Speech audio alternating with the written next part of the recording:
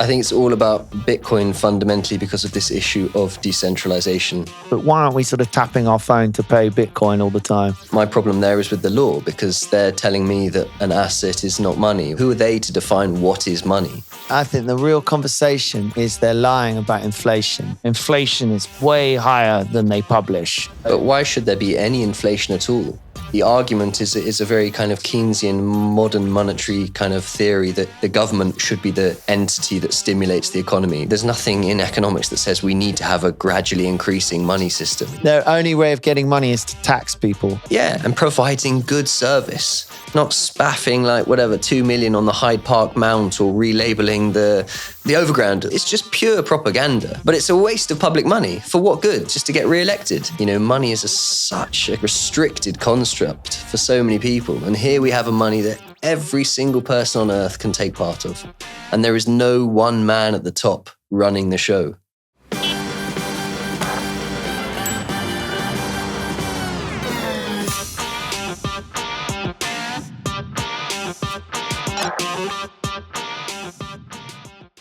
Can you debate an evangelist? It's like trying to play chess against a pigeon. Tricky. Whilst I don't always agree with the arguments made by Psyfer, a Bitcoiner and artist with a decentralized identity, I found the chat enlightening. We spoke about how belief in a Bitcoin monetary system creates a kind of bleak hope-ium for a revolutionary change in the way the world operates. Plus, how Bitcoin is a threat to big governments because it deflates their capital and devolves their power structures. How having the power to create units of money in the traditional sense is what leads to corruption, enslavement, and forever wars, and that taxation is theft. Note to Mr. HMRC, that last one is the opinion of Psyfer, not mine. So to hear him make his case, watch on. Hello and welcome to Business Without Bullshit. I am Andy Ori and today I am joined by Psyfer, an artist who's redefining the way we think about money, power and value.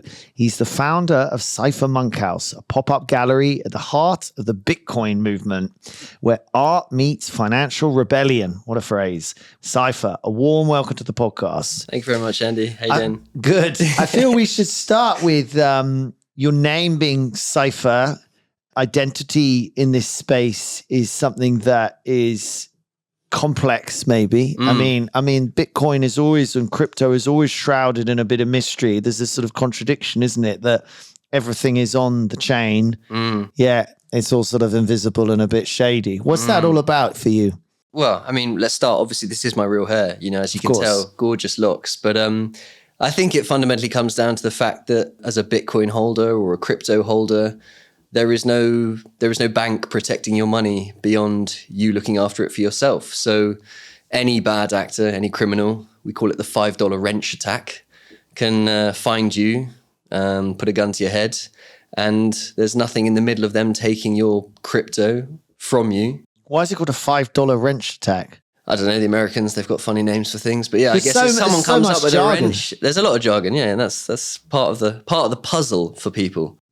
Yeah, there's some mystery within this whole world that's sort of appealing almost, is it? Or it's sort of part of it to be mysterious? Absolutely. I think, and that's part of kind of the internet thing going on as well. That's been going on for a while, that anonymous space where people can communicate and talk, you know, with a different identity, that kind of decentralization of your identity. This decentralization of your identity? Yeah. As a person, what does that mean? I mean, it's having like multiple identities, you know, people, you know, Satoshi, the founder of Bitcoin, is obviously not his real name. So here's a person who's used to taking on different identities because he's probably aware of the dangers of putting your real name, you know, your birth name, the thing that is listed somewhere on a piece of paper, and any potential repercussions that could come from that. It could be about governmental repercussions, could it? Do you think that's the more of the concern than the sort of rogue actors or criminal actors? Could be either, is it? You know, I mean, if you were him and deciding your identity, I mean, what he created wasn't illegal per se, was it? No, it's just a piece of code. It's just a piece of code.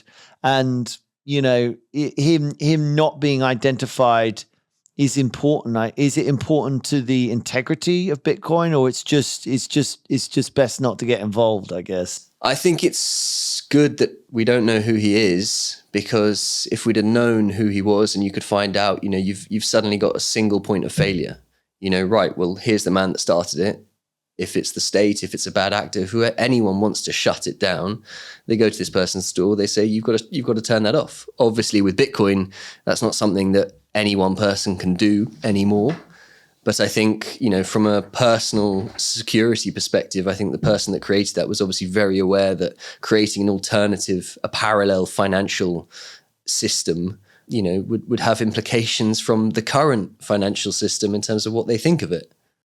It's funny, maybe just trying to build some building blocks, but are you, obviously there's lots of what was invented has led to all sorts of cryptocurrencies and they have, there's coins with utility. There are numerous ways this technology is developing and moving.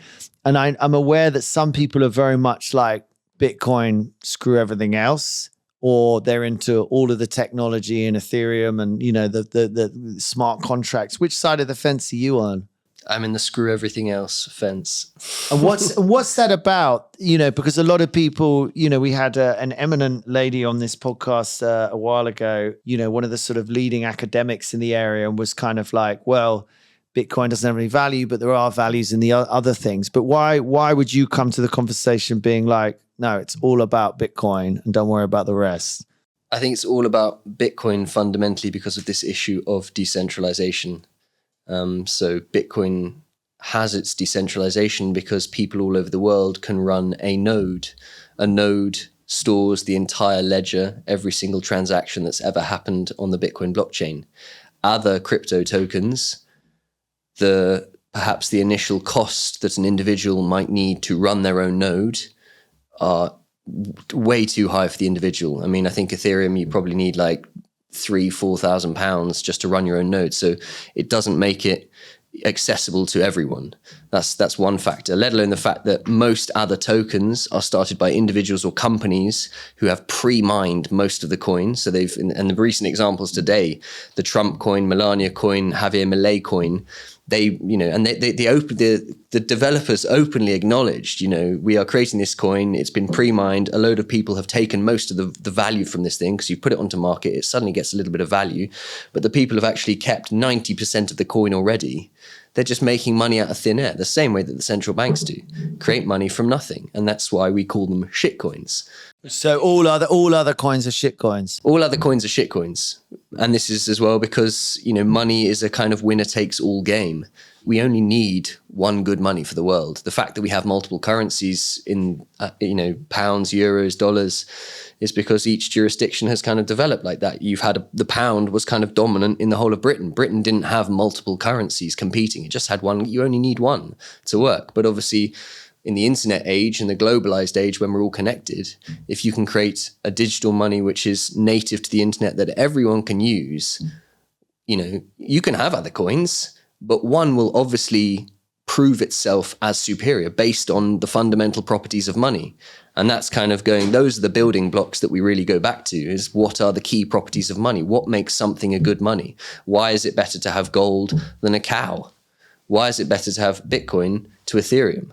You have to make an assessment on the actual properties of these things. Back in the day when Britain was on the gold and silver standard, the bimetal standard, we'd been on a silver standard predominantly, and we moved eventually when gold started to kind of make its appearance as really a strong store of value and obviously the precious metal that it is. They suddenly had to basically either price one of the metals based on the other. So we priced silver based on gold, and that meant that silver had an artificial value. So silver started leaving the country because it had more value as a raw metal than it did valued as money in gold terms. So gold was obviously the superior money. You didn't need the second, and it fled the country and left because it was being used as a real metal. Let's take that example that gold is money. You're suggesting that eventually we aggregate to one currency, and that would be helpful for everyone. And the internet does have a tendency to do that, Amazon or whoever. But we live in a world that even if we had a single currency, we would still have gold. Like what makes a good currency? Transportable, got sort of clear value, or, they're easy, isn't it? And gold, we gave up with gold, I guess, because it was heavy to move around, or, it had some issues with it. I mean, isn't there a world where maybe we'll have Bitcoin, but you'd still have gold? And to that extent, as many people note, although it may have been designed, some argue, Bitcoin to do small transactions, there's always this sort of problem that it's a little bit slow transactionally and things like that. The vision of the way you see the world ending up is just Bitcoin and no one cares about gold. Bitcoin and gold and another one that's easier, or, there's several questions in there. So there are several questions in there, Andy. Yeah. I'll start by just saying Bitcoin is extremely quick to move around.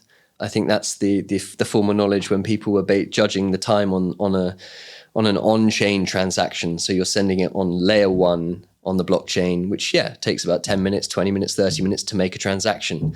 We have layer 2 solutions. We'll have layer 3. We'll have all sorts of different solutions to make it happen much quicker. Currently, the Lightning Network is a very quick second layer solution to enable instantaneous settlement, along with the Liquid network, all other networks. So why isn't that flowed out into business though yet? Why are we not tapping our thing? I mean, there's a little bit of it, but why aren't we sort of tapping our phone to pay Bitcoin all the time? That's a question for you, Andy. You're a man with a business. Why hasn't Bitcoin? We accept Bitcoin. One of the reasons is capital gains. Every time I pay, you're transacting an asset, and the asset's often gained in value, so you're going to suffer capital gains. Sure. That's a big problem. Sure. But yeah, my problem there is with the law, because they're telling me that an asset is not money, or that, who are they to define what is money? They're telling me I have to use this as money. I'm saying I'm choosing to use this as money. This is my money. It's not a capital gain. I don't pay capital gains when I buy some dollars when I go to America. There's no capital gains transaction on that. I think the problem is you bought something for £1, and now when you're transacting, it's worth £10. So it's all the comparative. Sure, but all currencies are kind of floating on the exchange, so they're all changing incrementally in value all the time. If you bought some dollars, you'd have to change the tax system to be in Bitcoin. So at the moment, VAT and taxes must be paid in pounds, and it's the movement against the pound that matters. So there's an interesting barrier over time that, especially as Bitcoin, if it continues to gain in value over a long term, that using it will always cause you a tax problem until it's like concept of functional currency. So you have a functional currency within a company. You can have a presentation currency, but a functional currency is the main currency in which you trade. And you can have British companies whose functional currency is dollars. It could have a British company's functional currency is Bitcoin. The tax man doesn't care. The tax man wants pounds. So there is a barrier there at the moment, because if I go tap my phone and pay £5 worth of Bitcoin at that moment, I'm actually, and if it cost me £1, I just made a £4 gain at that moment. So I agree with you. It's about the relative thing, but this is a conversation we previously had, but you feel that the thing that will decide things at the end is that they're not diluting money. They're not printing currency, which is creating, if you're not aware, by the way, and I do recommend checking out some of Andrew Craig's work and others, but, inflation is way higher than they publish, because effectively they print money to pay government bonds that we can't afford. So effectively, by printing money, our money's being devalued, and that's why relative to things, houses are much more expensive relative to salaries used to be. So, it's really important to own commodities. So, but why should there be any inflation at all? The argument is a very kind of Keynesian modern monetary kind of theory that, the government should be the entity that stimulates the economy. We have the divine seigniorage to create money, to add units into the economy. It is our power. But actually, there's nothing in economics that says we need to have a gradually increasing money system. You just need a money that works. You need units that can be divided infinitely, if possible, which is what Bitcoin enables. And then you'll always have the units to be able to kind of, the prices won't be going up on the things, the prices of the money will be going up.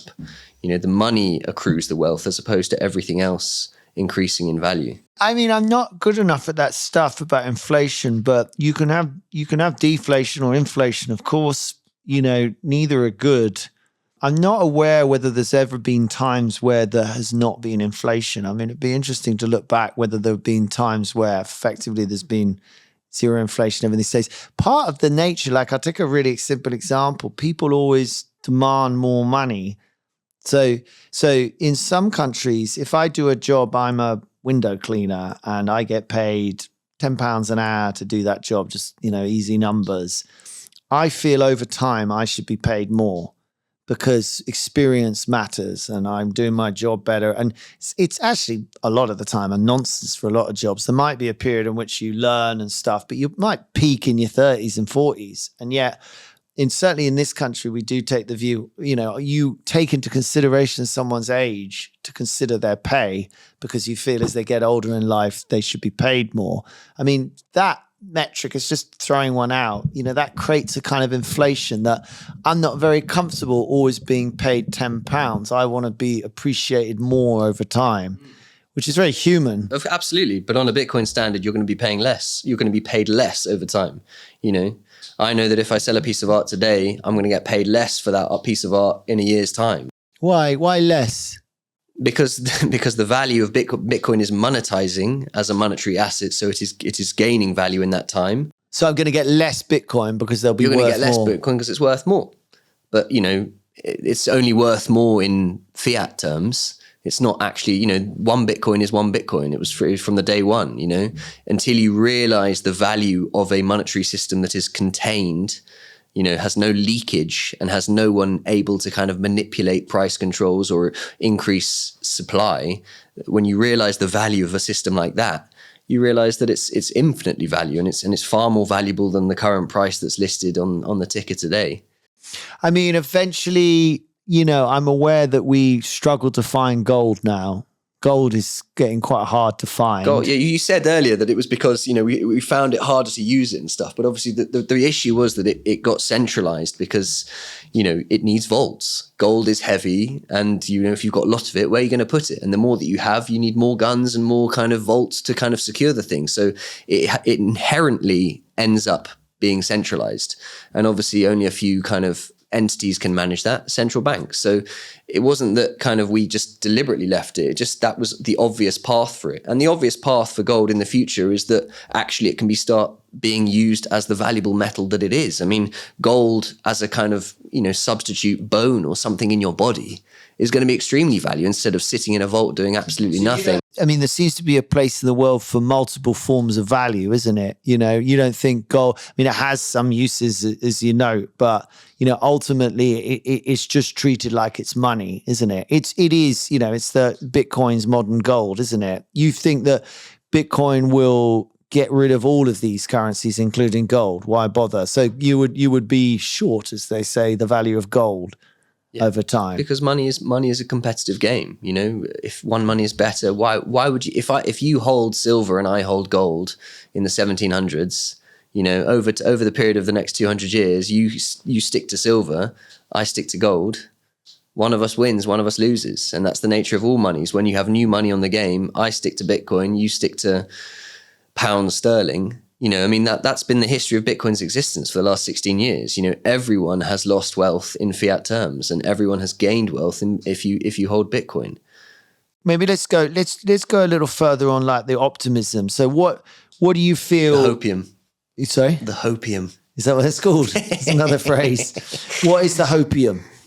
The Hope-ium is that people don't hate on us and that everyone can get there in their own time without force and coercion, as opposed to using the system which is totally coerced right now. That the hope is that people can just be taught the reality of this thing and be taught the reality of the economic situation, as opposed to having all of these valuable, important messages hidden from most people's education, from most people's life, and until you wake up and you realize that you've been enslaved in a game that you can't win. That doesn't sound too hopeful. Even the fact that there's a small group of people who are sitting on Bitcoin and they're doing terribly well and others aren't. That sounds pretty much like normality, isn't it? Totally. I've missed the boat. I don't have money to go. It's become very expensive now. And like anything that keeps going up in price, it always feels it's overpriced at the time. So people don't get on the boat to buy Bitcoin. You're going to end up with a smallish group of people with lots and lots of Bitcoin saying, fuck you, because we're all jealous people. We're all quite mean apes underneath it, you know? How does that then transcend? They end up the people in power, and then they end up employing people with their Bitcoin. Mm-hmm. But they don't have the power to issue more Bitcoin. So Bitcoin circulates fairly.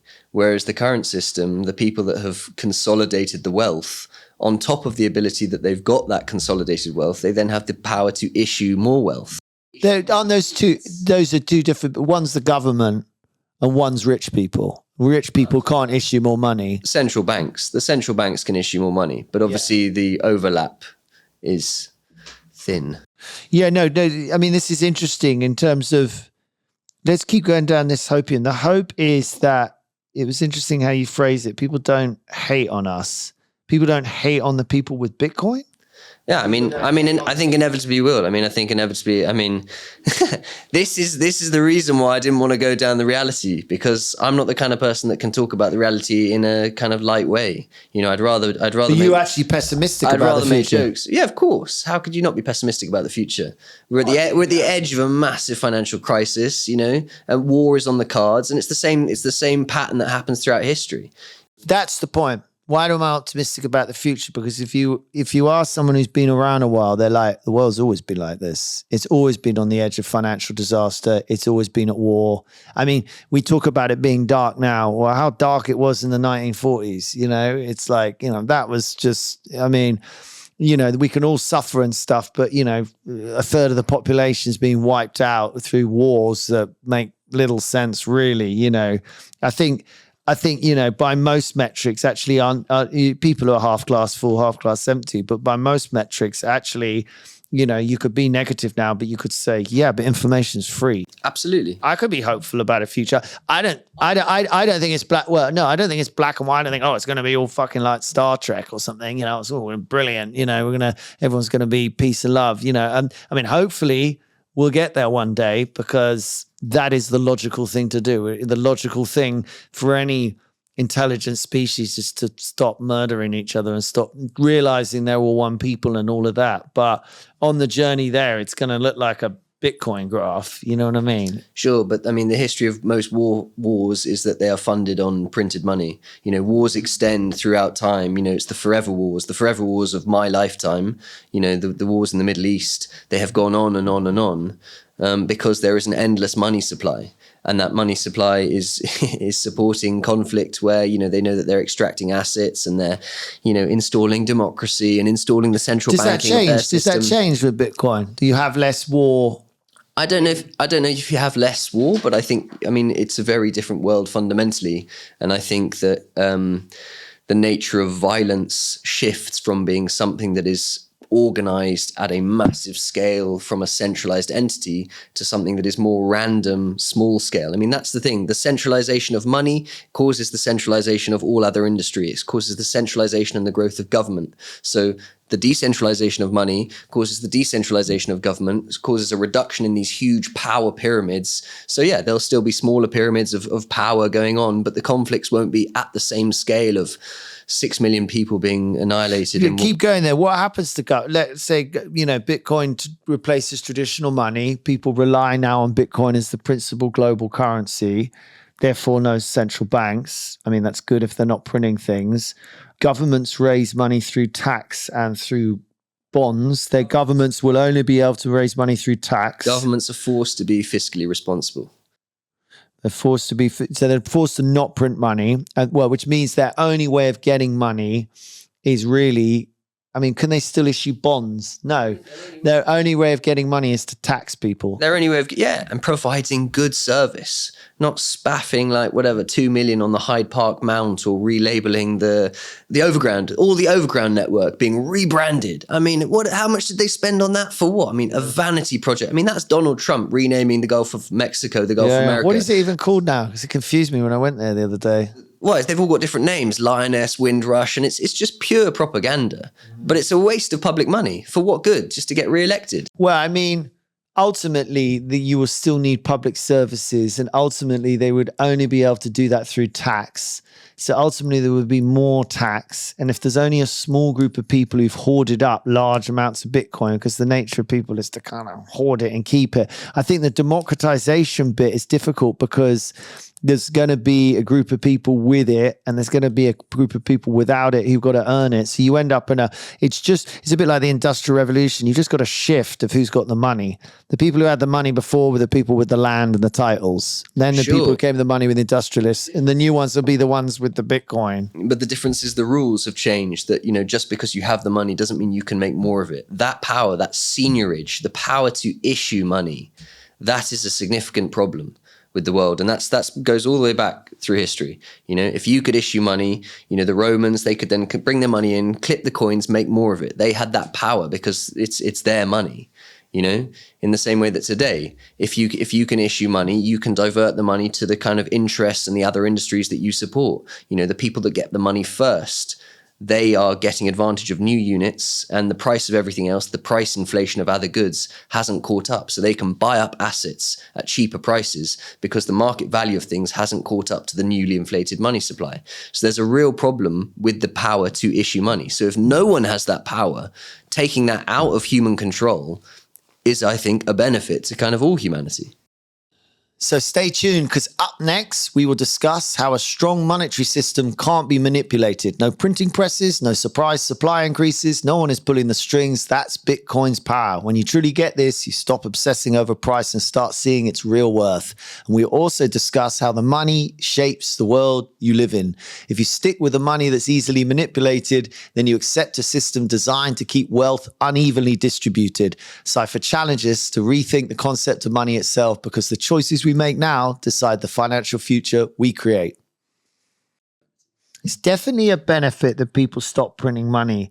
I mean, weirdly, I was listening to a podcast yesterday about the decision at which the point at which they decided, and it was actually in America, to it was to do with how they fixed the value of gold, and that was an American system. I'm forgetting it all, but it's like supposedly one of the worst decisions made at that time, because that's the point at which they started getting into sort of printing money and stuff and changing, and that's made everyone poor. So I think without a doubt, this printing of money is making everyone poor, or like making a whole load of people poor, not everybody. And if you don't own assets, then you are going to suffer badly from it. I think that would be great to fix. I'm not sure it fixes everything, because I think you still can have wars, and then you get tax revenue, and then you just tax the shit out of people. It's easier for them to collect taxes too, because they know who's got the money, because they've got a distributed chain. They could set up some AI and just say, don't even have to do tax returns anymore. Right, you owe this, you owe that, we'll take it.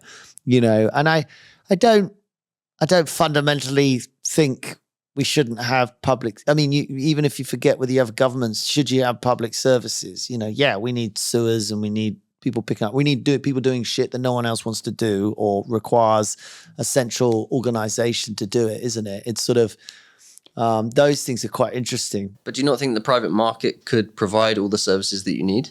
Could you not put these things out to tender? Right, we need someone to sweep the roads. It's a really interesting question, but I like what someone said on this podcast a long time ago, which is wherever there's a single source of supply, water, electricity, because, electricity to private markets, I mean, it's see what happens now. They're going to put a load of things back in the public, trains and whatever.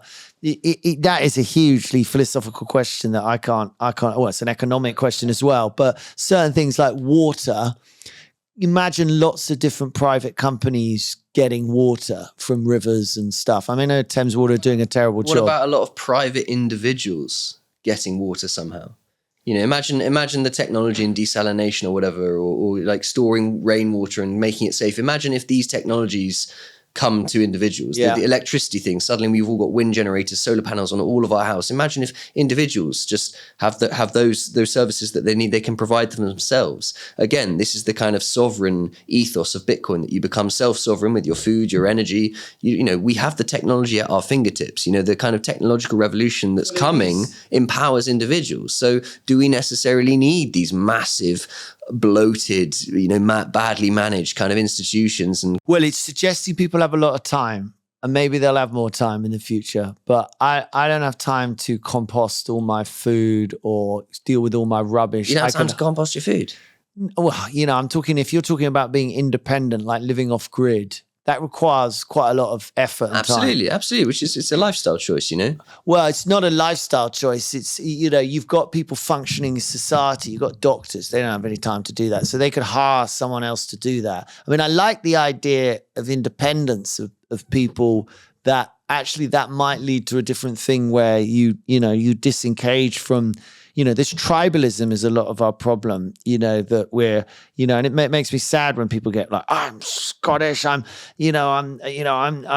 this particular place. It's not even like British. It's not even like, citizen of the world. It's like the more we divide ourselves down into groups, the more we antagonize each other because we're from different tribes. So I like the idea that if you all become your own little tribe, like your own little family or whatever, I mean, you end up almost back to square one where we were, but the idea of removing the attachment to flag and nationalism and patriotism may give you an opportunity over the long time to attach yourself to just being a human, which is quite interesting. And a universal money for all humans, which everyone can use and have no kind of central human controlling, is a great leveler for all humans. No flags, no complete apolitical money. Yeah, but is it? Because to get there is incredibly political, isn't it? You got to disrupt financial systems. You got to, History is full of disruptions, Andy. Like, you can't stop humans innovating. If we want to stop humans innovating, great, but that's not my world. No, but to say it's apolitical,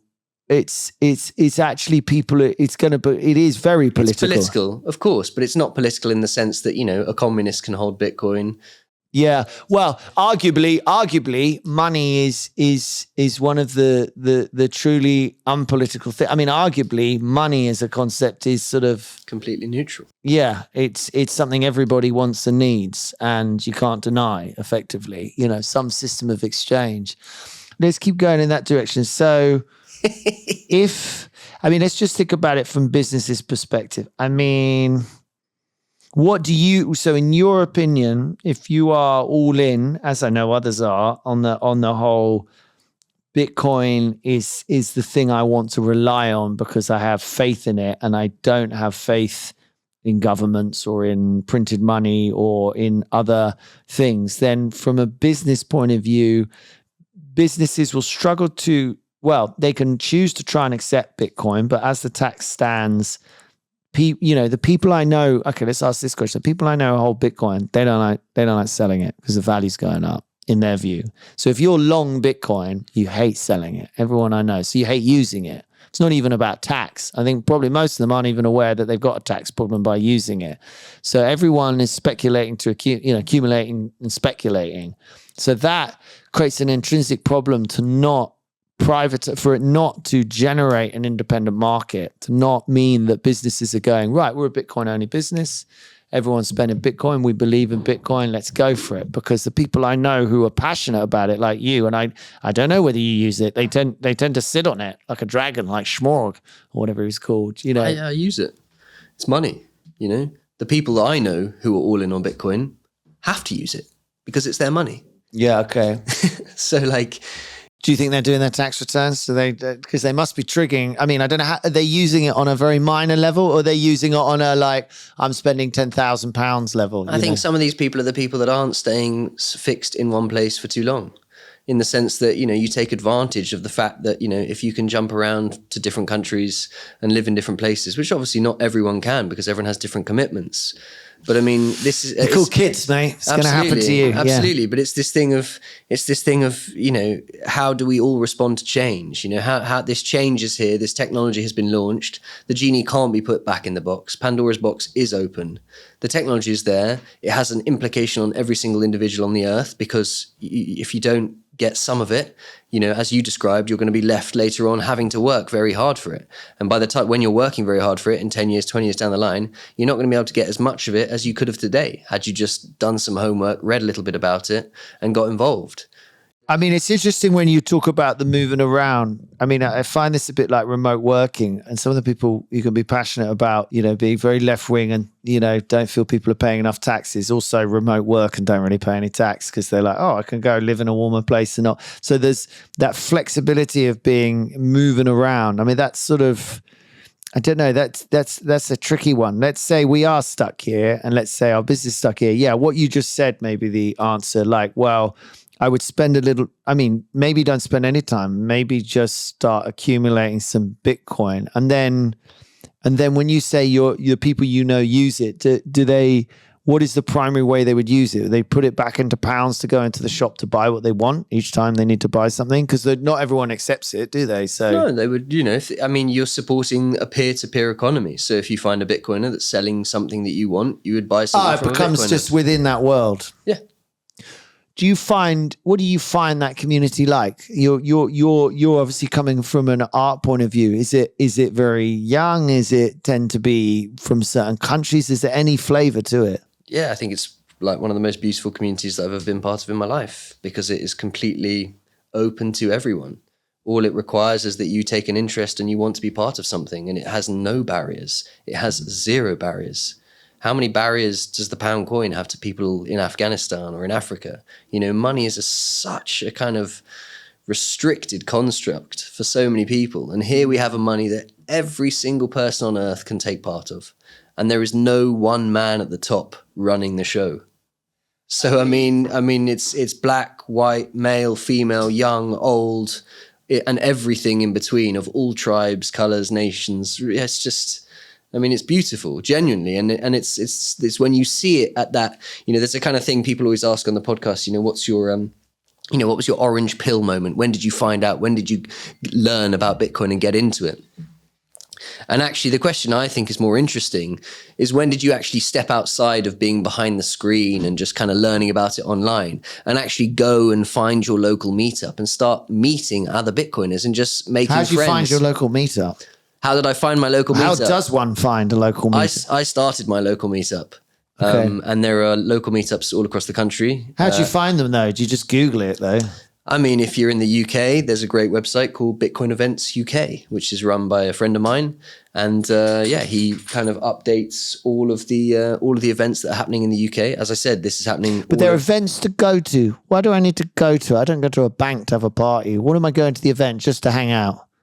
You're going to an event to learn more and to connect with other people who are using this money. If you are trying to start using money in a different economy, who are you going to transact with? Who are you going to spend your Bitcoin on? You want to buy a piece of art, you want to buy a book, you want to buy something, you want to buy some food, you want to sell some food, you want to sell some clothes, you want to sell anything. Think of all the hurdles that you have to go through. And I know that it sounds... Well, I'm mostly thinking of the tax, to be honest. I'm just thinking there is a big issue there. I think people are ignoring it. I think it's a bit like selling on eBay.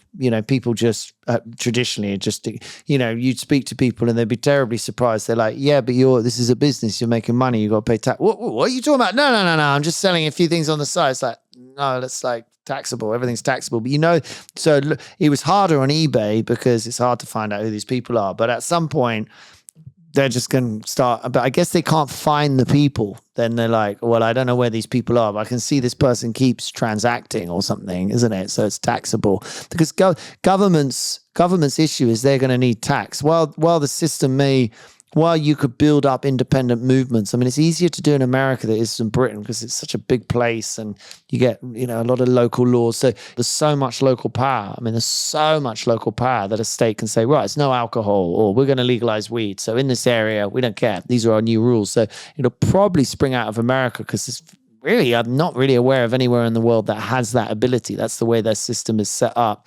That someone could say, right, we're Bitcoin only or something. But touching on America, you touched on Trump coin and stuff. Obviously we've got the Trump going on.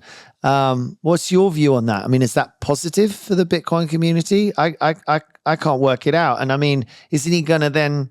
Don't they centralize it if the governments start exchanging it? Like, by the very nature of them, if they take Bitcoin more seriously, the government will start taking it on and then it becomes more centralized. How does that all work or pan out?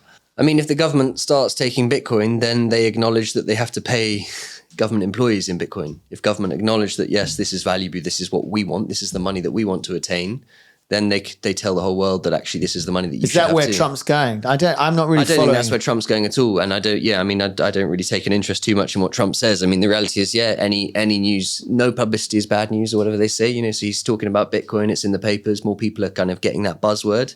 Yeah, but you would say this is the future of money, not a speculative asset. Yeah, and it's not a faith thing either. As you said, it's not about faith.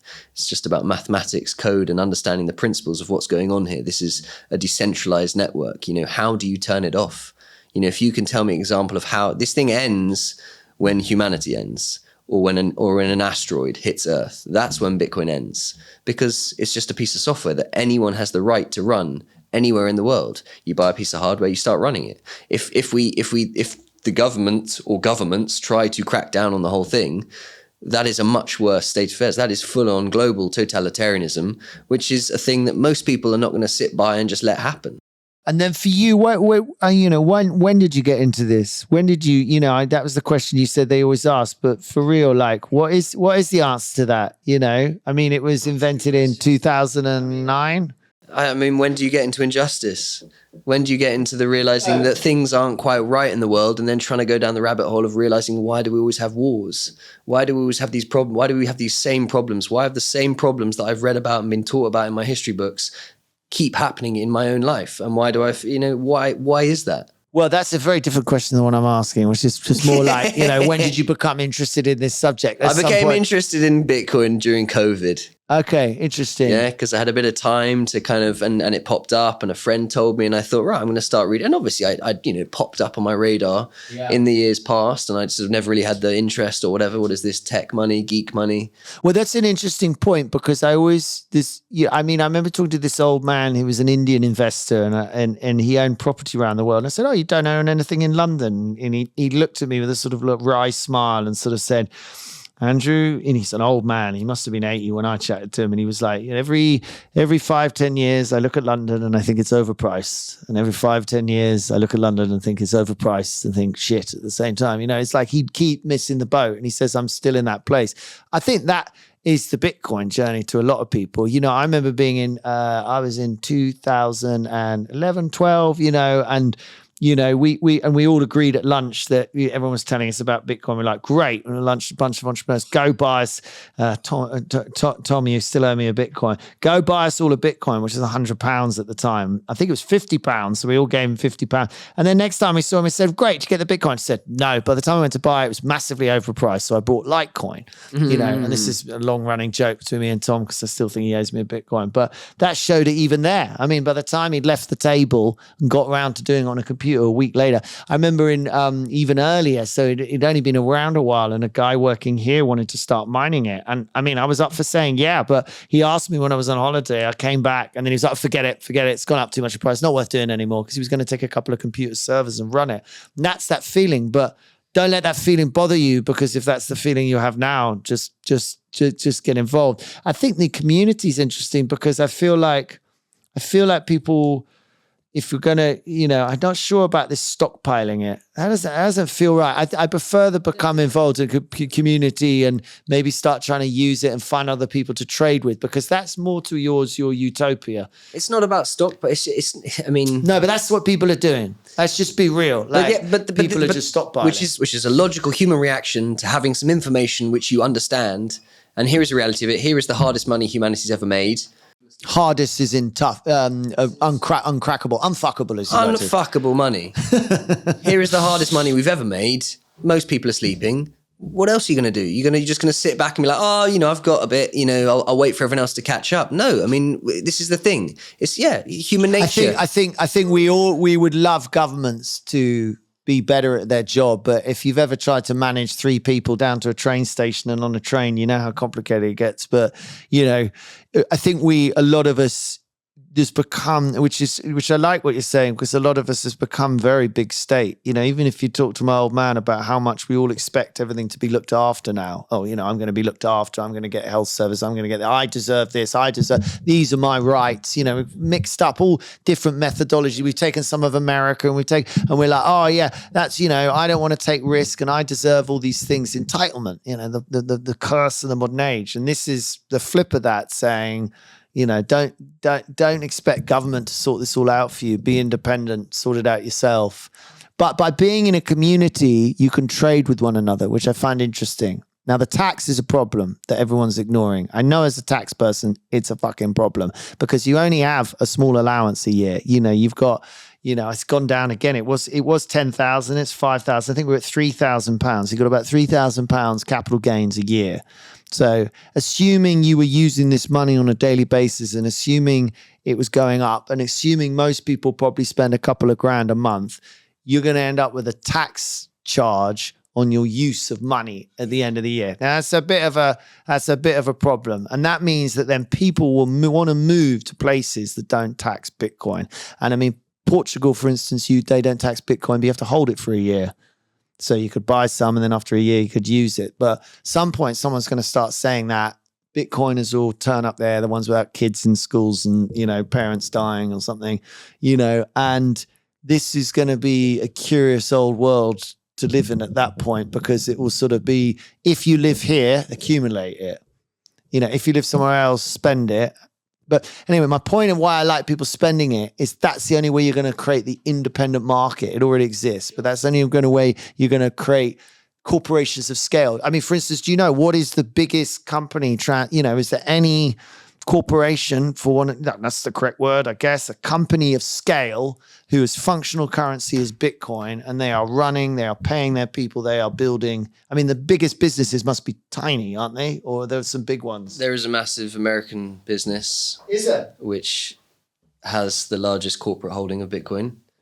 They pay their staff in it. I don't know if they pay their staff in it. They just hoard tons of Bitcoin, and that doesn't sound so good. Their founder is an idol for lots of Bitcoiners. But as we learn over time, you know, slay all your idols because, you know, they become bad actors. Money corrupts. I mean, that's the simple truth. I mean, it's money and power is very rare.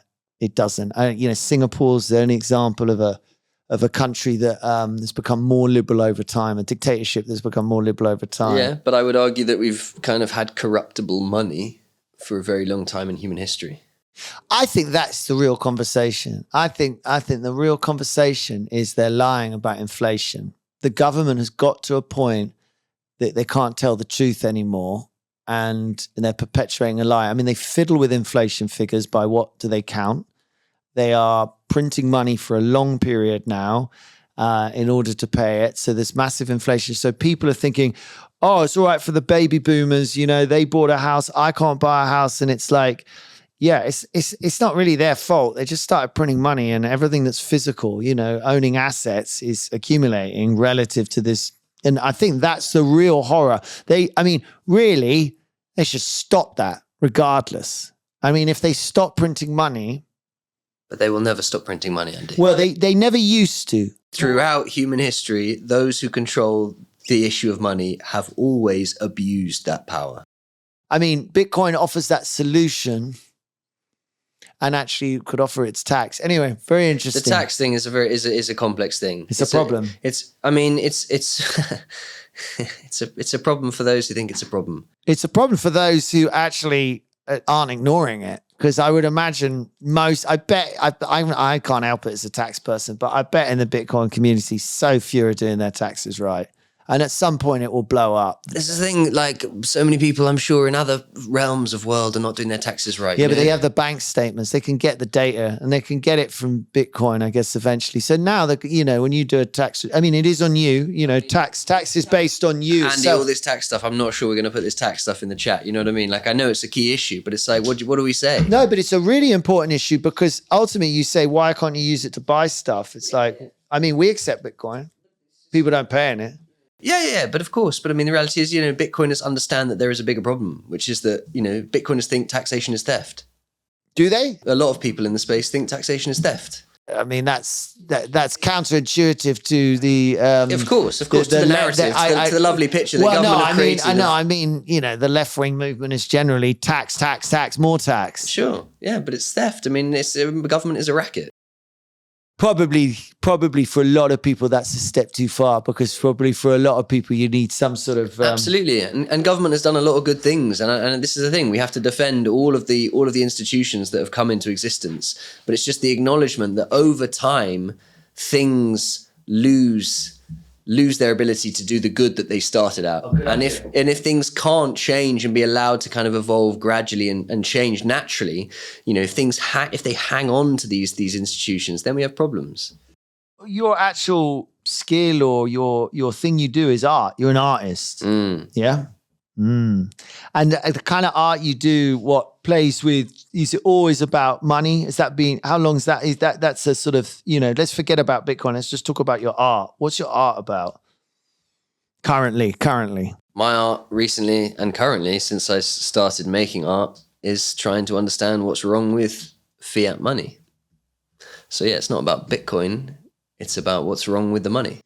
And the Psyfer Monk House, if anyone can come, can they? I mean, it's an art gallery. It's a pop-up gallery. Pop-up gallery, currently stationed at just down the road. Nearby, yeah.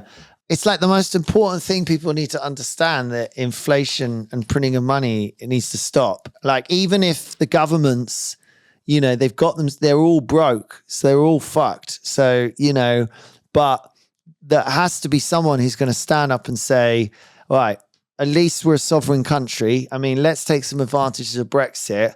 Let's go down this road now. No, I don't even calling that the Bitcoin road. I'm talking about we ain't printing any money anymore. Yeah, we're going to pay our debts. We're going to level the books. We're going to sort this out. It's just very tricky when you have, elections and you need to stand for re-election, and, you've got problems, you've got social problems. You need to. Nobody wants to hear it. Nobody wants to hear. Right, I'm afraid we're going to have to tax you. If you've got a button, you can just print more money. I would encourage anyone to watch a film called "What's the Problem," created by a really good Bitcoiner called Joe Bryan. It just explains this very simply, like an island society, two different types of money. One money with all the valuable properties, another one with one magic about power to increase the money supply if ever the government need to, which of course they're never going to do. Never going to do that.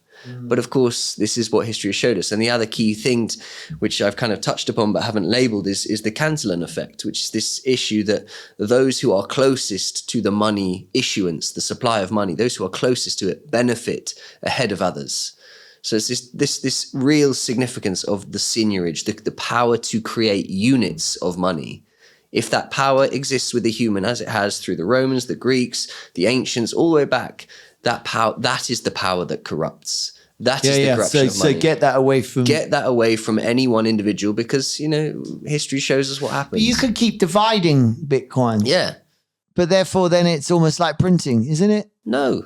It's not at all. It's the complete opposite. It's just like, right, divide it more, It's just like, right, well, okay, that's why the kind of fiat price is going up, because we're realizing that this is going to reprice the whole world. Everything, a glass of water, your day of work in the office, everything is going to be priced in Bitcoin, in sats, or millisats or microsats, Well, it won't necessarily be, but certainly if we keep printing money, the system will continue to fail. Effectively. I mean, the system is a credit and debt-based system. It will fail. It will collapse. That is the only outcome for the system. This is the Roman Empire 2.0. The same thing will happen. Yeah, it's going to take a few years, maybe a few decades, maybe a century.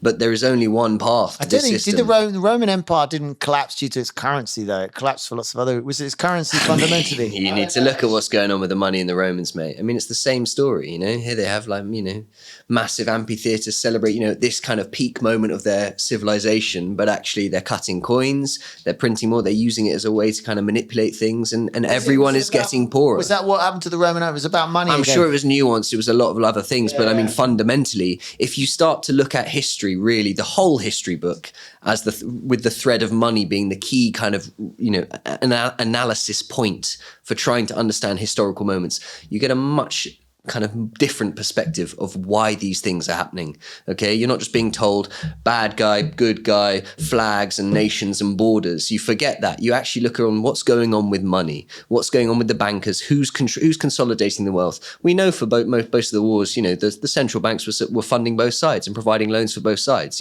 One little party in the middle is benefiting from everyone else's pain. I feel like being a Bitcoiner isn't about holding Bitcoin. It's just a mindset that you believe in it.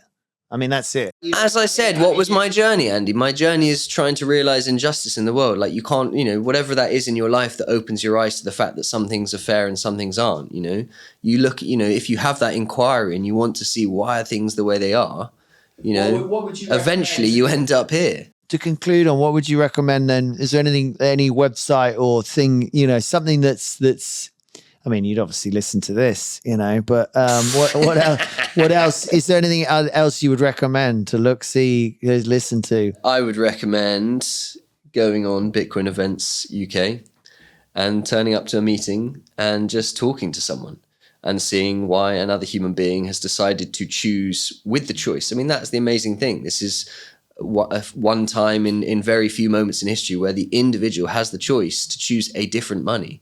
Yeah, you've mentioned assets and other things, which is like gambling. I've got a bet on the stock market. No, here you have a choice of money for the first time. You want to stick with the old one or you want to take a new one? I think at the end of the day, it's a really important conversation. Money is at the central of business. We have to understand these currencies that we exhibit in. We live in a global world. Businesses have got to decide what they're doing about it. I'm not sure what the answer is for business. There is no answer for business. There isn't. Well, it sounds like maybe they should go to some of these meetings and just start being aware of it. I just think individuals within businesses, it's for individuals. First and foremost, this is going to help individuals. So businesses will, the Bitcoin businesses that will survive are businesses that are built out of Bitcoin. Bitcoiners that start a business and it's a Bitcoin business and it's on a Bitcoin standard and it's not dealing with any of this old broken money. Do you think, shitcoins are all bullshit, but you don't think any of that will come to anything? No. I mean, I think the innovation that happens and the fact that there are people being able to develop, developers, coders, the fact that people are working on projects, it'll all come to Bitcoin eventually. Smart contracts, all these kind of things. They're all going to they're all going to come onto Bitcoin because Bitcoin is an open source money that anyone can add to. It's an open book that everyone's just building on top of. I mean, you think of like Linux as an operating system. There's never been a competitor to Linux as the open source operating system because everything will accrue to the open space. You've got your closed, you've got, Apple and Microsoft or whatever, but, there's no competitor to an open source money which everyone contributes to. This could be funny because we're trying to get to know you better, but I'm not sure any of this will help anyone to identify anything. Shall I take the wig off? No. I'll take the glasses off. No, yeah, you've come this far. Oh, dear. Welcome to the Quickfire round. We're going to ask you a list of questions. You'll know the answer to them. Answer as quickly as possible.